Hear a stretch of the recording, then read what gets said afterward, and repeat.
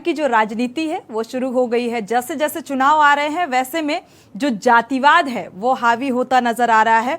क्या जो vote bank BJP की तरफ शिफ्ट हो गया था, क्या अब उसका फायदा बीजेपी को क्या मिलेगा और सपा को क्या कुछ मिलता नजर आएगा? इसको लेकर जो समीकरण है दलित वोट बैंक की जो राजनीति निकलकर सामने आ रही है उसी पर हम बात करेंगे। भारतीय राजनीति में महापुरुषों का बहुत ही महत्वपूर्ण स्थान है और इसीलिए तमाम राजनीतिक दल देश की आज़ादी के बाद से ही महापुरुषों पर इतनी दावेदारी या यूं कहें कि हिस्सेदारी जताकर मतदाताओं को लुभाने का प्रयास करती आ रही हैं। और इसी बीच अब सपा मुखिया अपने सियासी करियर में नया अध्याय लाना चाह रहे हैं। कह सकते हैं कि अखिलेश यादव भीमराव अंबेडकर के बाद अब काशीराम पर अपना भविष्य देखने लगे हैं। और इसी कड़ी में अखिलेश यादव रायबरेली के दीनशाह गौरा ब्लॉक में स्थित काशीराम महाविद्यालय में काशीराम की लगी मूर्ति का अनावरण किया, जिसका आयोजन सपा के राष्ट्रीय महासचिव स्वामी प्रसाद मौर्य ने किया। अखिलेश यादव की इस सियासी गुगली से लग रहा है कि उन्होंने लोहिया के साथ साथ अब अंबेडकर की सियासत पर दांव लगा रहे हैं, यानी कि जो अंबेडकरवादी हैं और लोहियावादी हैं उनको एकजुट करने का जो प्रयास है वो नजर आ रहा है अखिलेश यादव का, जिससे लगता है कि काशीराम के बहाने अखिलेश अब दलितों को अपने पाले में लाना चाहते हैं, साथ ही मायावती से दूर होते जा रहे हैं, दलितों में अपनी पैठ बनाना चाह रहे हैं। दलित हमेशा से ही बसपा की क्रोर ग्रुप बैंक रहा है, जिसका ग्राफ 2012 के बाद से गिरता जा रहा है और ऐसे में अखिलेश यादव की कोशिश दलित और अति पिछड़ों को अपने पाले में लाने की है। अखिलेश यादव के नैरेटिव के चलते बसपा को 2022 में झटका भी लगा था और इसके चलते बसपा का मुस्लिम वोट बैंक सपा को चला गया। ऐसे में सपा दलित और अति पिछड़ों के साथ समीकरण बनाने की कोशिश कर रही है। निकाय चुनाव और 2024 में होने वाले लोकसभा चुनाव को लेकर इस समय उत्तर प्रदेश की सियासत गर्म है। सभी राजनीतिक जो दल हैं वो अपनी अपनी कवायद तेज करते हुए नजर आ रहे हैं।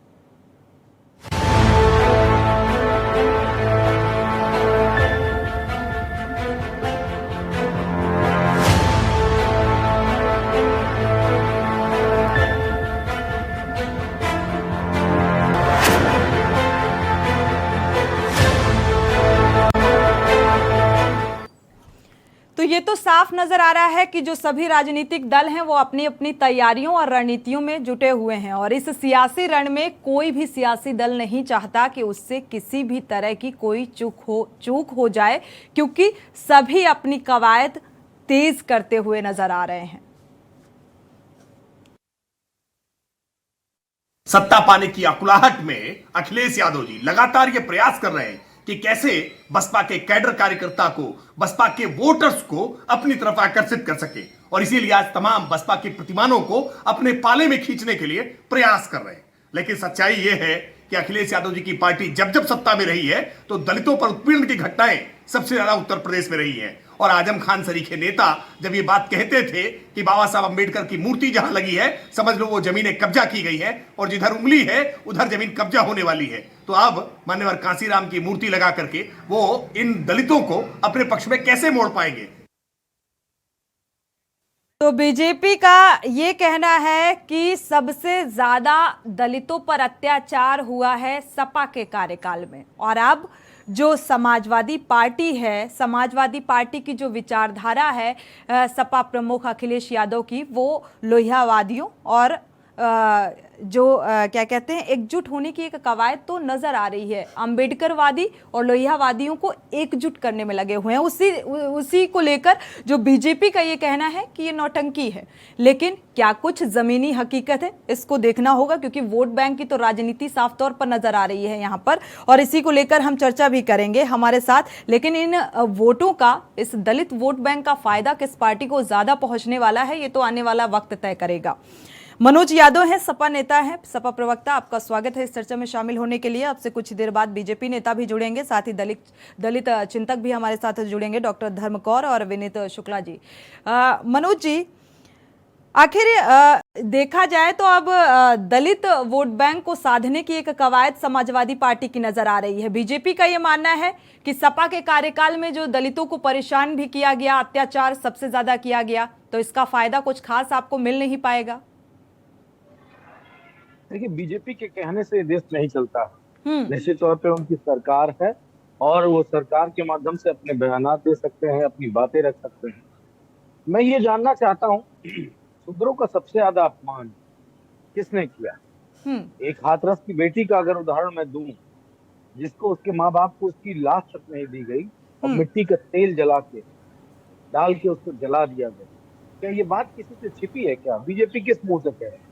निश्चित तौर पे एक दौर ऐसा था कि लोहियावादी और अम्बेडकरवादियों की लड़ाई होती थी आमने सामने। तो लड़ाई का मतलब कोई लाठी मारना नहीं था, चुनावी राजनीति। और जो भी विपक्ष में रहता है वो लड़ता है। हम उनसे लड़ रहे थे, वो हमसे लड़ रहे थे। लेकिन 2019 का एक ऐसा समय आया कि आदरणीय बहन जी और आदरणीय अखिलेश जी ने एक मंच पे आके लोहियावाद और अम्बेडकरवाद को मिलाने का प्रयास किया। सफलता बहुत नहीं मिल पाई, लेकिन जो पार्टी 0 पे थी उसको हम 10 पे लेके आए, और जो पार्टी 5 पे थी वो 5 पे रह गई। वहां क्या हुआ? वो एक बड़ा गणित था। वो गणित किसने किया था, कैसे किया था, वो बात भले समाजवादियों को न समझ में आई हो या देर से समझ में आई हो, लेकिन अम्बेडकरवादियों को तुरंत समझ में आ गई। अम्बेडकरवादियों का एक बड़ा हिस्सा समाजवादी पार्टी के साथ आ गया 2022 में, और अम्बेडकरवादी और लोहियावादी विचारधारा ने मिलकर बीजेपी से मुकाबला किया। लेकिन जिन मान्यवर काशीराम जी ने, जिन्होंने बसपा बनाई, एक नई ताकत दी दलितों को और पिछड़ों को, बहन जी ने उनके वोटों को गिरवी रख दिया बीजेपी और आरएसएस के चरणों में। ये बात स्पष्ट है, साफ है, दीगर है, कहीं कोई छुपी बात नहीं है। तब आदरणीय राष्ट्रपति जी ने, काशीराम जी की बात हो या फिर और भी जो हमारे महान विचारक रहे हैं, उन सबको आत्मसात किया। हम उनकी विचारधारा को अडॉप्ट करके समाज के बीच में गए और उसका लाभ हमें 2022 में मिला। और इसी परिपाटी पे चल के हम 2024 का चुनाव, हमारी समाजवादी साइकिल का एक पहिया लोहियावादी है तो दूसरा पहिया अम्बेडकरवादी है। इसमें किसी तरह की अब अस्पष्टता रह नहीं गई है। सोनी जी, बीजेपी क्या आरोप लगाती है, कोई क्या आरोप लगाता है, वो दीगर बात। एक बात स्पष्ट करता चलो कि कुछ डिसीजन समाजवादी पार्टी की सरकार में हमारे SC ST के लोगों के हक के कुछ षड्यंत्रकारियों के कारण हटा दिए गए थे। आदरणीय राष्ट्रपति जी ने भरे मंच से कहा है कि जिस दिन वो सत्ता में होंगे उस दिन जो हमारा SC ST समाज है उसको प्रमोशन में आरक्षण देने का काम किया जाएगा। उसके अलावा जिस तरीके से वो राजनीतिक रूप से, सामाजिक रूप से, आर्थिक, चलिए अच्छी बात है, आपने कहा महज आरोप लगा रही है बीजेपी, लेकिन आने वाले समय में स्थिति स्पष्ट हो जाएगी कि क्या कुछ किस वोट बैंक का कितना फायदा किस पार्टी को मिलता नजर आ रहा है। दावे सभी पार्टियां कर रही हैं। हमारे साथ डॉक्टर धर्मकौर जी भी दलित चिंतक हैं, जुड़ चुकी हैं। स्वागत है आपका इस चर्चा में शामिल होने के लिए। आपके पास आएंगे धर्मकौर जी। अगर देखा जाए पिछड़ा वर्ग और दलितों का जो समीकरण है, इस को लेकर आपका क्या मानना है? दलितों की हितैषी बनती नजर आ रही है समाजवादी पार्टी। देखिए, मैं ये कहना चाहूंगी कि जब कभी भी बहन जी और अखिलेश जी साथ आए हैं तो इनकी सरकार बनी है। और हम सब जानते हैं कि जब तक ये साथ नहीं होंगे सरकार बनाना बहुत मुश्किल होगा। तो साथ तो आना ही चाहिए। और जैसे और पार्टियां कर रही हैं घर वापसी, इनको भी जो अपने रूठे हुए हैं उनको मनाना चाहिए और जीत की ओर आगे बढ़ना चाहिए और साथ आना ही चाहिए। इसमें कोई बुराई नहीं। अपने अपने जो अपनी ईगो है वो अलग रख के एक साथ एकजुट होना चाहिए। देखिए, यूनिटी में तो बहुत बड़ी ताकत है। एक कहावत है कि झाड़ू अगर बंधी हुई है तो वो यूज में है और अगर खुल गई तो वो कूड़ा हो जाती है। तो मिलकर काम करना चाहिए, देश के हित में काम करना चाहिए, दलितों के लिए, उनको आगे बढ़ाने के लिए एक तो आना ही चाहिए। अपने निहित स्वार्थ को परे रख के पावर में जब आएंगे तब तो दलितों के लिए और उनके लिए काम करेंगे। तो ये तो अच्छी बात है। अगर ऐसे आसार दिख रहे हैं कि ये साथ आ सकते हैं तो आना ही चाहिए। मैं बस इतना ही कहना चाहूंगी। तो समाजवादी पार्टी के जो कार्यकाल में दलितों की जो स्थिति रही उसको लेकर आप क्या कहेंगी? फिलहाल यहाँ पर एक ब्रेक के लिए रुकेंगे। ब्रेक से जब वापस आएंगे तो इस पर आपसे जवाब लेंगे। यहाँ रुकेंगे एक छोटे से ब्रेक के लिए।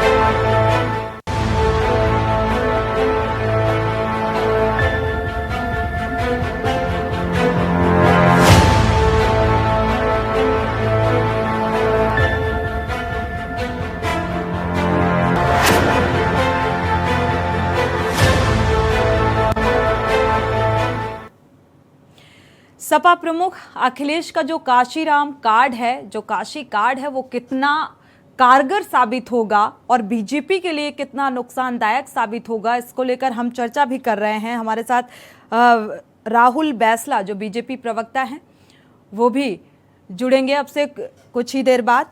उनसे भी प्रतिक्रिया लेंगे कि आखिर ये माजरा क्या है। आपके पास आएंगे मनोज जी।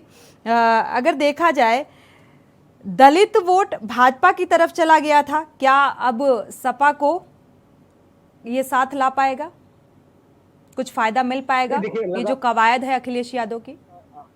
बिल्कुल बिल्कुल। 2017 की बात करें और 2022 की बात करें जी, इस दौरान जितने भी चुनाव हुए हैं, प्रतिदिन प्रति क्षण समाजवादी पार्टी के साथ अम्बेडकराइट मूवमेंट के लोग लगातार जुड़े। ये बात कोई राजनीतिक प्रेरणा से मैं नहीं कह रहा हूँ, ये समाजवादी पार्टी को आगे बढ़ाने के लिए नहीं कह रहा हूँ, ये हकीकत है। और अगर ना बढ़ा होता तो समाजवादी पार्टी का इतना मूवमेंट आगे ना आ पाता, क्योंकि बीजेपी को एक बड़ा वोट परसेंट मिला और बड़ी संख्या में उनको सीटें भी मिली, चाहे वो विधानसभा की हो चाहे लोकसभा की। लेकिन समाजवादी पार्टी पे SC ST वर्ग के लोगों ने विश्वास किया और राष्ट्रीय अध्यक्ष जी ने ये बात कही, वादा किया, मंचों से कहा। जब मायावती जी के साथ गठबंधन था उन्होंने पूरा 15 बनाम 85 की बात करी। वो बात अगर उनके आर्काइव में जाके भाषण सुने जाएंगे तो स्पष्ट होगा। और 15% से कोई हमारी लड़ाई नहीं है, लड़ाई सिर्फ हकदारी की है, हिस्सेदारी की है, हमारी गणना की है, हमारी जाति जनगणना की है। अगर हमारा सर्वे करा लो, अगर हमारे दलित पिछड़ों को मिल गया है सब कुछ, तो आपको जो करना है वो कर दो, उनका आरक्षण खत्म करना है खत्म कर दो, लेकिन गणना तो कराओ, जाति गणना करके बताओ उनकी सामाजिक, शैक्षणिक और राजनीतिक स्थिति क्या है, उनकी गरीबी रेखा से वो कितना पॉवर्टी लाइन से ऊपर आ पाए। ये सारी बातें बड़ी महत्वपूर्ण है। इन सारी बातों के मद्देनजर ही समाजवादी पार्टी, मनोज जी, बीजेपी दलित और पिछड़ा हितैषी नहीं है? नहीं, अगर बीजेपी दलित और पिछड़ा हितैषी होती तो बड़े दशकों के बाद उत्तर प्रदेश और देश को पिछड़ा प्रधानमंत्री मिला। क्या मंडल की सिफारिश का या पिछड़ों के लिए जो भी काला का लेकर आयोग बना या जो भी आयोग बने, क्या किसी की रिपोर्ट को, बची हुई रिपोर्ट को बीजेपी ने लागू करने का प्रयास किया? क्या उलट उनके आरक्षण को खत्म कर दिया। दलितों पिछड़ों के आरक्षण को, चाहे वो राजनीतिक रूप से हो चाहे शैक्षिक रूप से हो, उनको खत्म करने का प्रयास किया है। इसलिए बीजेपी को कभी भी दलित और पिछड़ों का हितैषी नहीं कहा जा सकता। आप इस बात से कितना इत्तेफाक रखती हैं धर्मकौर जी? बीजेपी क्या वाकई दलित और पिछड़ा हितैषी नहीं है?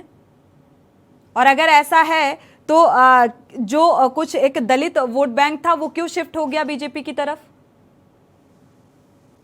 मैम देखिए, कोई भी सरकार जो है वो परमानेंट नहीं होती है और जो पब्लिक है वो परिवर्तन चाहती है। अभी की मैं बात नहीं कर रही हूँ, देखिए चाहे कांग्रेस नहीं रही, फिर जो है समाजवादी पार्टी, बहन जी मुख्यमंत्री बनी, अब इस समय बीजेपी है, तो ये तो हम नहीं कह सकते कि कोई भी सरकार परमानेंट है, परिवर्तन चेंज होता रहता है।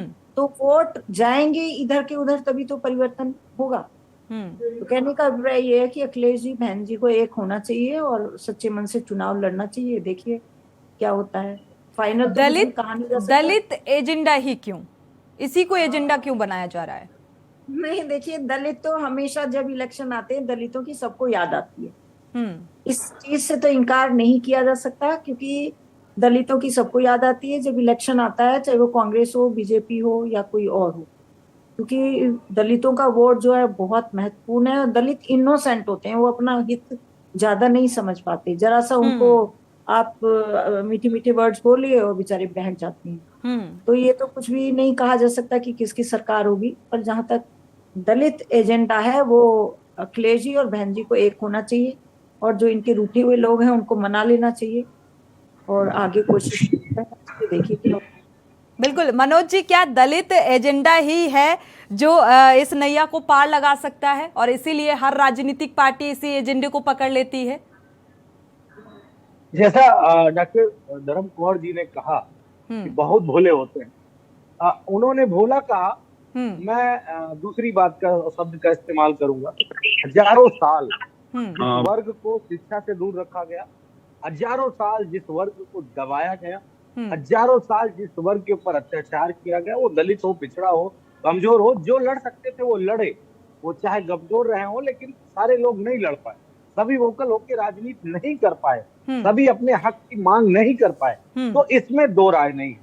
तो ऐसे क्यों नहीं आते किसी राजनीतिक दल को दलित और पिछड़े का जो चिंता है वो ऐसे क्यों नहीं सताती? जब भी इलेक्शन आता है, इलेक्शन से पहले हम दलित वोट बैंक की बात करते हैं, हम दलित का दुख समझते हैं, हम पिछड़े वर्ग का दुख समझने पहुंच जाते हैं, ऐसा क्यों? ये एक आरोप है और ये बीजेपी आरएसएस के द्वारा रचित एक पूरा षड्यंत्र है। समाजवादी पार्टी, बहुजन समाज पार्टी या जो भी संगठन है पिछड़ा वर्ग के या एससी एसटी वर्ग के, वो सब निरंतर काम करते हैं। हम सबकी जयंतियां मनाते हैं, सबकी जो त्योहार है, जो तमाम सारी चीजें वो मनाते हैं, और उनके बताए रास्तों पे चलना। याद करने का अभिप्राय क्या है? क्या हम दिन रात किसी जाति वर्ग का नाम तो नहीं चलिए, दलित, लेकिन जिसका लोहियावादियों और अंबेडकर वादियों को एकजुट करने की कवायद तो साफ नजर आ रही है, लेकिन सवाल ये भी उठता है कि आखिर ये चिंता पहले क्यों नहीं सताई? इसी को लेकर राजनीति भी शुरू हो जाती है। अगर देखा जाए, बीजेपी ये कह रही है कि सबसे ज्यादा अत्याचार समाजवादी पार्टी के कार्यकाल में हुआ दलितों के ऊपर। यहां रुकेंगे एक छोटे से ब्रेक के लिए। ब्रेक से जब वापस आएंगे तो चर्चा को आगे बढ़ाएंगे। आप देख रहे हैं के न्यूज, खबरों का सारथी। शादी का किचन महके जहां, गोल्डी किचन किंग मसाले 100% हो वहां। जहां जाए रिश्ते बनाए गोल्डी मसाले। आप देख रहे हैं के न्यूज, खबरों का सारथी।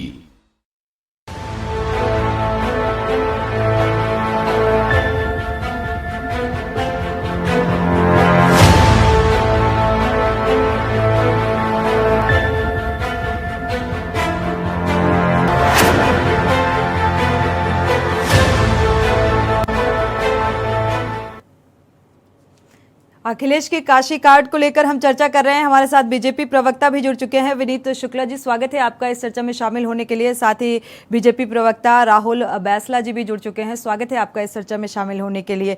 विनीत जी, आपके पास आएंगे। क्या लगता है, इस दलित और लोहिया कार्ड से बीजेपी को कितना नुकसान होने वाला है? विनीत जी,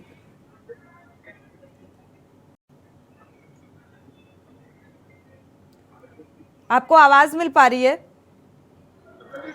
राहुल जी, अगर आपको आवाज मिल पा रही है तो आपसे सवाल है, इस दलित और लोहिया कार्ड का कितना फायदा बीजेपी को मिलेगा और कितना नुकसान होने वाला है? जी, दरअसल जी, वो कहावत है ना, जब चिड़िया चुग गई खेत अब होत क्या। जब समय था तब अखिलेश जी को याद नहीं आई दलित और पिछड़ों की, और अब समय बीत जाने के बाद भारतीय जनता पार्टी के वरिष्ठ नेताओं से सीखते हुए अब वो सबका साथ सबका विकास की जो नीति पर चल रहे हैं, तो उसके लिए समय बीत चुका है, समय गुजर चुका है। अब उससे कुछ फायदा नहीं होने वाला, क्योंकि सर्व समाज का विकास देश के यशस्वी प्रधानमंत्री माननीय श्री नरेंद्र मोदी जी के नेतृत्व में जो हुआ है, उसके लिए पूरा देश, सर्व समाज एकजुटता के साथ मोदी जी को सपोर्ट कर रहा है, भारतीय जनता पार्टी को सपोर्ट कर रहा है। और निश्चित रूप से आपको देखने को मिलेगा 2024 के लोकसभा चुनाव में कि पुनः माननीय नरेंद्र मोदी जी के नेतृत्व में भारतीय जनता पार्टी और सहयोगी दल मिलकर पुनः सरकार बनाएंगे और पहले से अधिक सीटें प्राप्त करेंगे। चलिए, दावा और हर एक राजनीतिक पार्टी का ये दावा है कि इस बार जीत हम हासिल करेंगे, लेकिन ये आने वाला वक्त बताएगा। मनोज जी, अगर देखा जाए तो एकजुट होने की बात तो नजर आ रही है। समाजवादी पार्टी, अखिलेश यादव या समाजवादी पार्टी और बीएसपी का जिक्र करें तो एकजुट होने की बात नजर आ रही है। यहाँ पर अखिलेश यादव कवायद करते हुए भी नजर आ रहे हैं, लेकिन सवाल ये है कि बीएसपी अभी समर्थन क्या कर रही है पूरी तरह से? फिर क्यों कह रही है कि ये नौटंकी है? समाजवादी पार्टी किसी तरीके का समर्थन बीएसपी से नहीं मांग रही। समाजवादी पार्टी समर्थन मांग रही है उन वोटर्स का जिनको माननीय काशीराम जी ने पैदल चलकर और पूरे देश में एक जागृत की भावना की और उनके हक और अधिकार की लड़ाई लड़ी। उनको शैक्षिक, राजनीतिक और तमाम सारी चीजों में वो अग्रिम पंक्ति में लाके खड़ा किया। हमारी मांग उनसे है, बहन जी के लिए तो शुभकामनाएं हैं, क्योंकि बहन जी ने बीजेपी के सामने जिस तरीके से सरेंडर किया है, वो बातें भारतीय राजनीति में बहुत कम लोगों को देखने को मिलती है। 2022 का चुनाव होता है तो बहन जी पूरे चुनाव के दौरान सिर्फ 2 मीटिंग करती, क्या 2 जनपद थे, 2 मंडल थे या 2 जोन थे, क्या था 2, जो उत्तर प्रदेश में सिर्फ 2 मीटिंग उनकी हुई और पूरा चुनाव कैसा गया कि एक बसपा का विधायक जीत पाया। वो कारण था, वो डर था, वो बीजेपी के द्वारा दबाया गया, उनको एक षड्यंत्र के तहत ये पूरी प्रक्रिया हुई।